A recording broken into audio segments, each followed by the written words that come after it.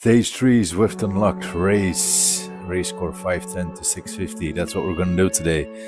I do not feel like racing whatsoever, so I'm just doing this because I want to do all the stage 3, well, the stage Zwift Unlocked stages, even the races.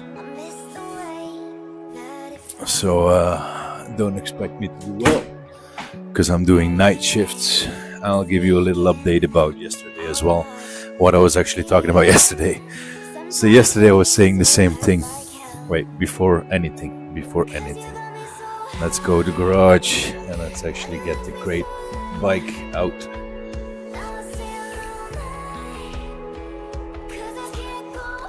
There we go.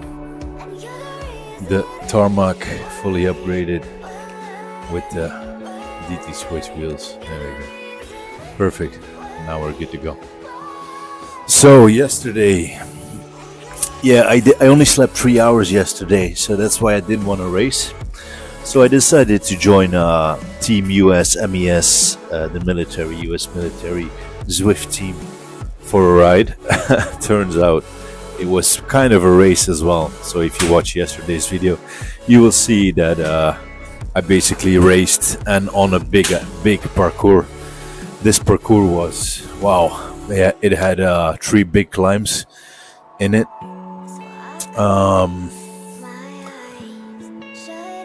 It had the Epicom 2 times, the radio tower was in there, and the what is it called? The grade. So yeah, yesterday was very hard. It was 1600. Well, not hard actually. That's what I was saying as well. So a lot of things that I said yesterday that were missed out. Nothing really important though. But what else? Yeah, so 1600 height meters in only 45 kilometers or something. So really big one. So I'm definitely not fully recovered from that. I do not know the profile of this race either. No recon whatsoever. So we're just gonna complete it. I'm not gonna overdo myself. Definitely also because this is the new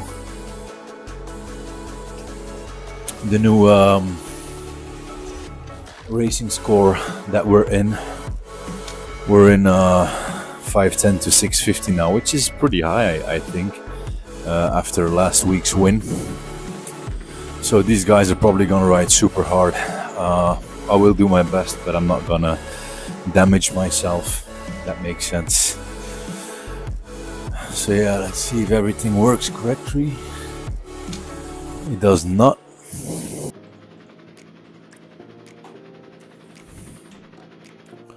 Let's see if they can actually connect.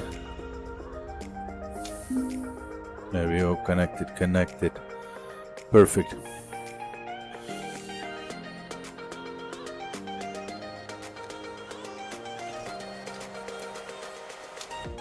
So yeah. So yesterday went really well. I was actually surprised with the amount of power that I could put out for such a long time. I think we did like almost 300 watts average on every climb. So I was really pleased with yesterday, how I felt and all of that. Now luckily this is only 14 kilometers, I think, this stage today. So it's gonna be suffering, but only like what, half an hour, something like that. So yeah, let's just give it our best shot. But I don't expect anything, honestly. Like I said, I'm doing night shift, so I'm not sleeping at night. Food wise, not prepared for this. So yeah, but I do want to finish it. I think it's actually the very last race, stage 3. After that, stage 4 begins, so I wanted to cross this off. I did the long one. I do not think I did the short one, so this is going to be the short one, but in race form.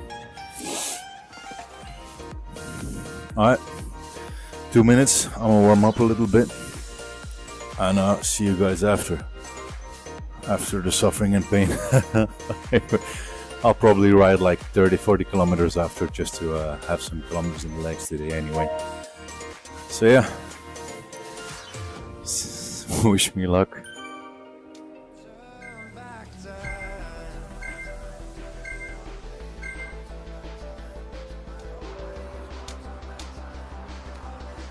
And off we go. And I see Jay Scott hitting the power straight from the start, so I'm like, okay, this is going to be a fast start. So I hit the power as well.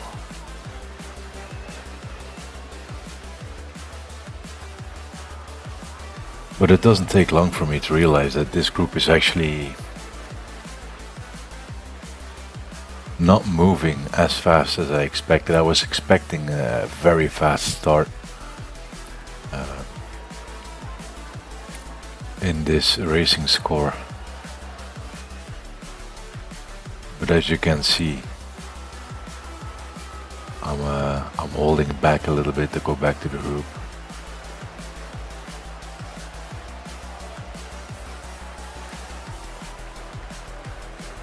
Because in my mind, this is only 15 kilometers, right? And I thought that racers on this level would just hit it from the start till the end. But yeah, we all stay nicely together.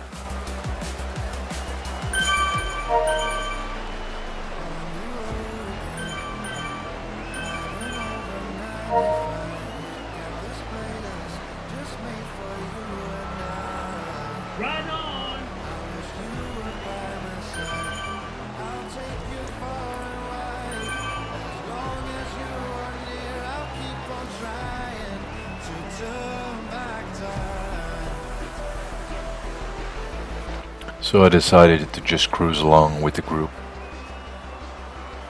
and see what happens on the first hills, and that's where we're coming up to right now.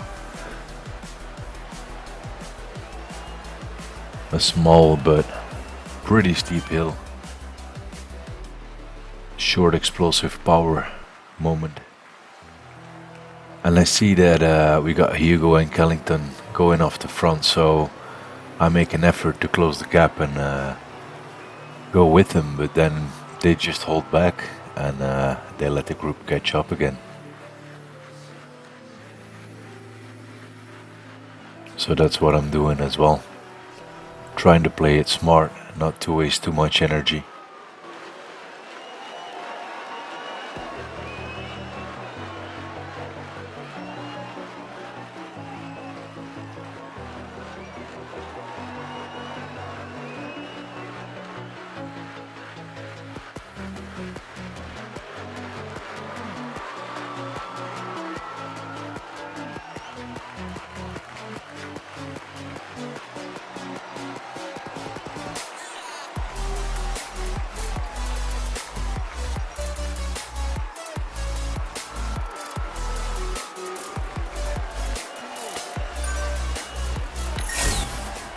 I'm also trying to use my boosts in a smart way. Like you just saw me hit that boost just before the arc, knowing that I would get a new one, so definitely trying to get the best out of every boost.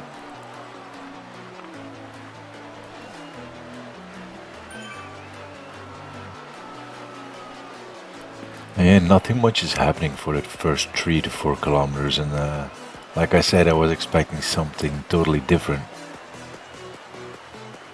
And then in this moment I'm thinking that what if they're trying to save their powers just right as a group to the last climb and then just explode on that last climb. That would be a disadvantage for me, because I'm a little bit of a heavier rider, so that last climb is not something that is suited for me. So I decide to attack here with 2 reasons. Reason 1 is to make the race harder for them, making them chase. So when we come to that last climb, it comes down to durability more than ability to climb. And also reason 2, I'm hoping here that someone will break away from the group behind and jump to me, bridge to me, and we can stay away like that. But no one's going for it. They're all just staying in group, and I'm out here in front wasting energy basically. So it doesn't take me too long before I decide to just wait for the group again, because it's almost impossible to go up against the group like this on this parcours. It's constant up and down, and there are some mechanics for groups that make them faster on the downhills. So yeah, I decide to hold back and wait for the group just to sit in there again. I gave it a try, but no one decided to break away with me.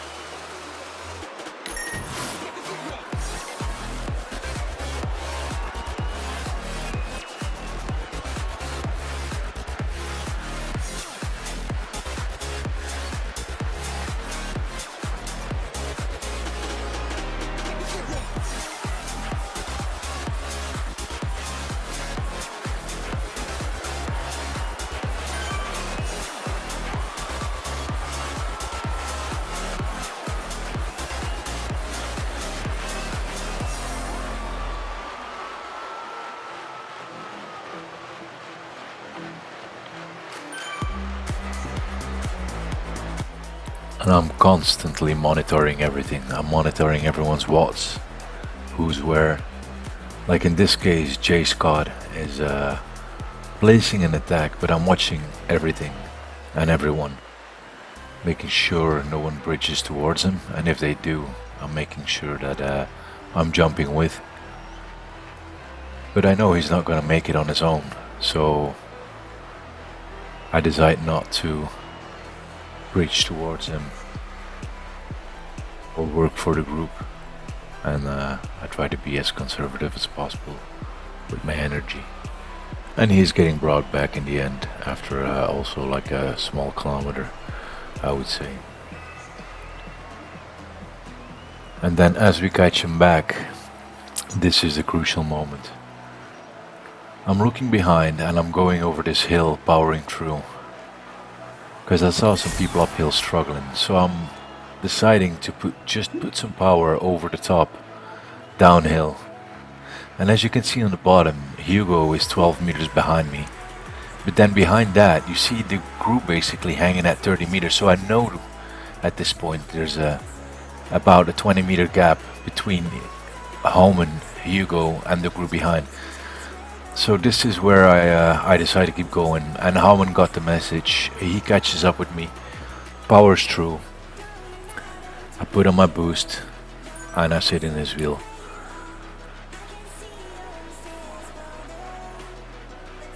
And then right after, I go to the front again, taking another turn, because I realized that we actually created a little gap.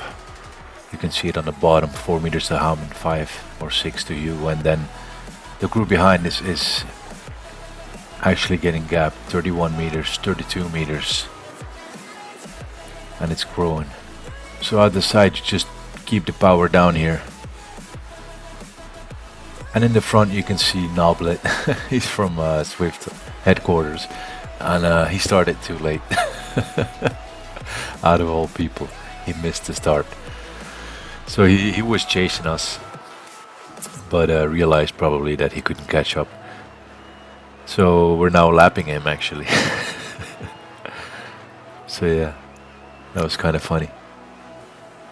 And I'm still putting the power like down. I'm asking for Houman to finally take a turn here, because I feel like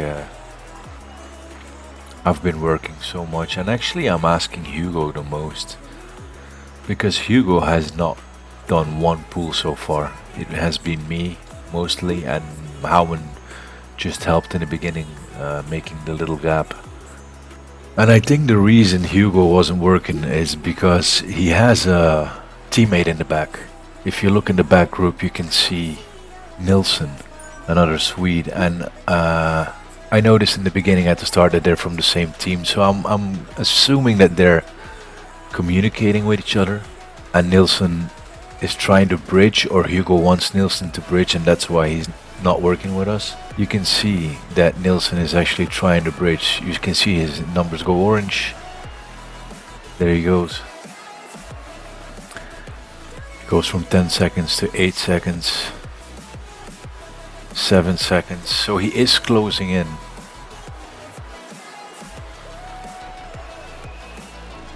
Six seconds.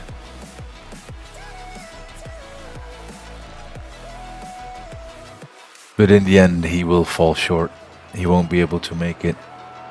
5 seconds, 4 seconds even. You can see him there on the minimap. You can see him trying to bridge to us. But I decide to power through on a downhill here, which is kind of in my advantage. Downhills and flats. And that's kind of preventing him from returning.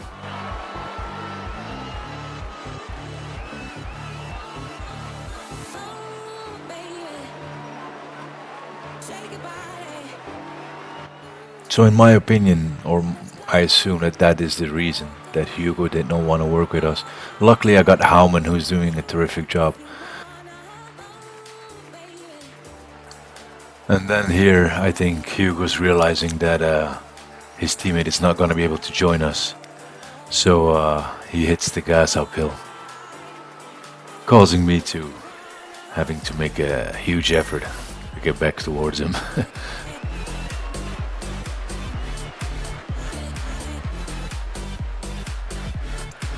And now I'm telling Hugo, like, come on man, you gotta work. You can't just attack uphill trying to drop us and then sit back in the wheel and draft on us. That's nasty.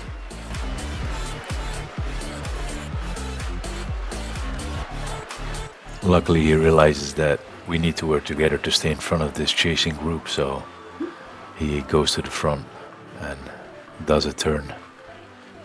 Finally.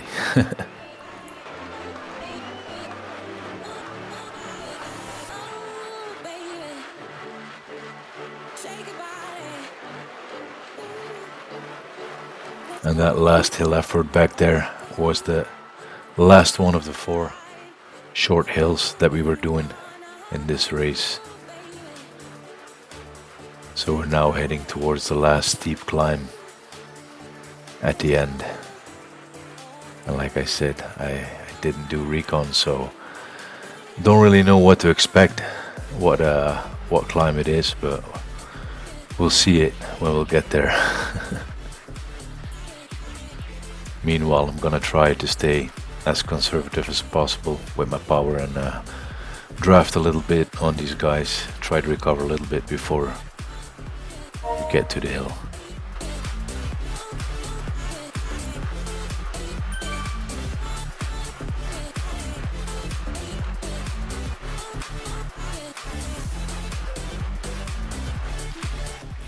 And there it is, Sgurr Summit North. 1.6 kilometers, 3.8% average. And right from the start, as you can see, the power is going down. Houman trying to attack. Hugo following with the boost activated. And me putting down around 500 watts to stay with Houman.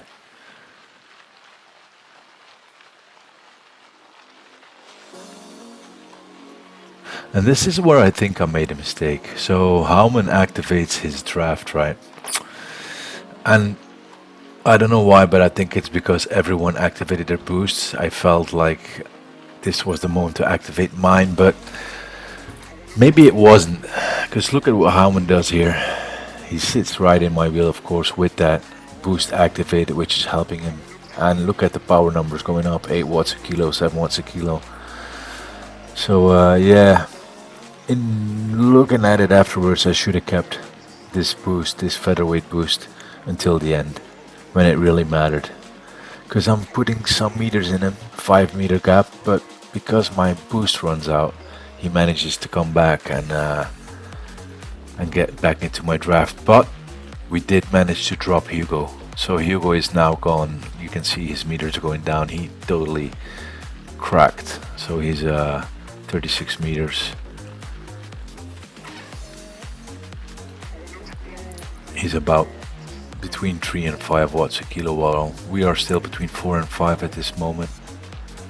You can see I'm really suffering. Heart rate 181 for such a long time, around 180 heart rate.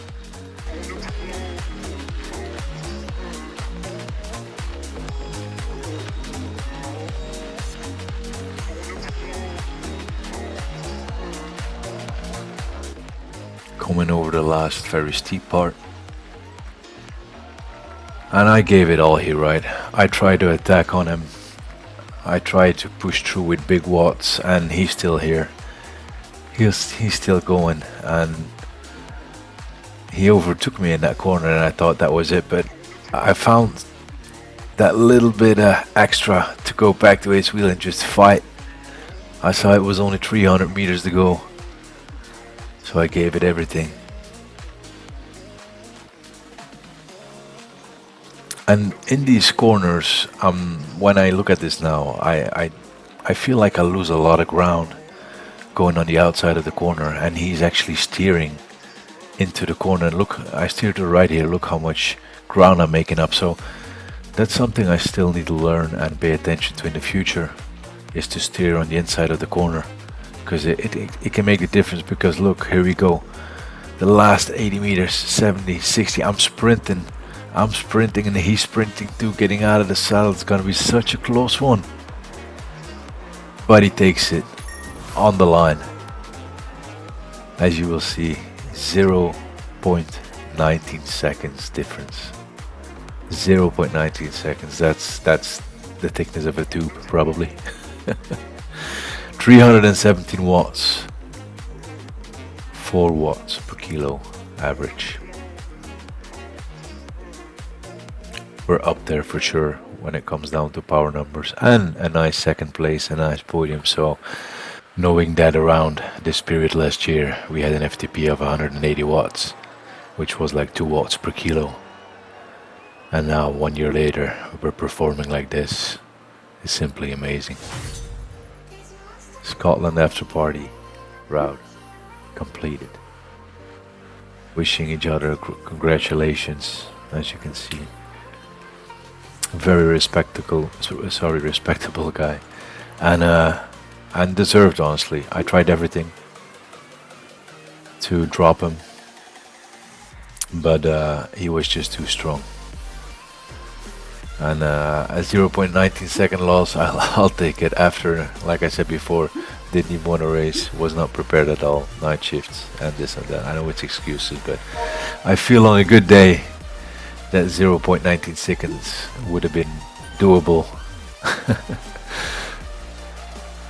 So yeah, I'll take it for sure.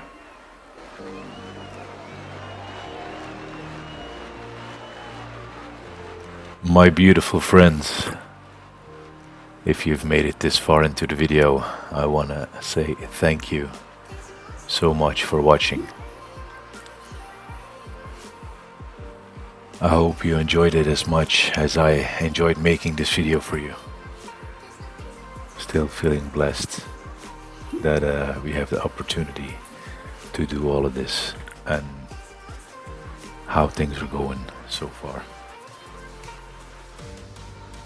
Thank you for watching. As always, love you. See ya. Bye.